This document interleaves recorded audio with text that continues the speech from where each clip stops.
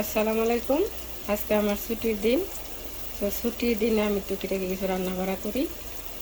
আজকে একটু ব্যতিক্রম ধরনের একটা জিনিস রান্না করব এবং পুরো ভিডিওটা আপনাদের সাথে শেয়ার করব।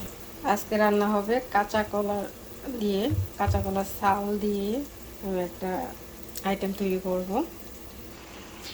এভাবে কাটলাম, এখন এগুলোকে কেটে আরও ছোটো করব। এখন এটাকে পানি দিয়ে সিদ্ধ বসালাম। এদিকে রান্না করছি মুরগি পাখনা, যেটা আমার খুব প্রিয় একটা খাবার। এখন এগুলোকে খুব মিহি করে ব্লেন্ড করব।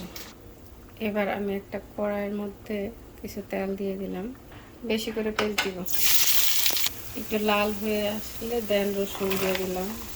এখন এটাতে অ্যাড করবো কাঁচামরিচ, হলুদের গুঁড়ো দিব, একটু মরিচের গুঁড়া, একটু ধনিয়া গুঁড়া, অল্প একটু জিরা গুঁড়া।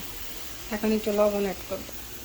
ভাজা ভাজা হয়ে গেছে, তো এখন অ্যাড করবো কলার চাপ।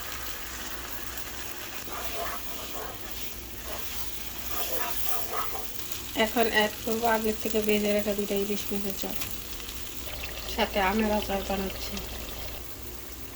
এই হলো আমার কলা খালের বোনা। এটা ফাইনাল লুক, দেখতে ভালো লাগছে।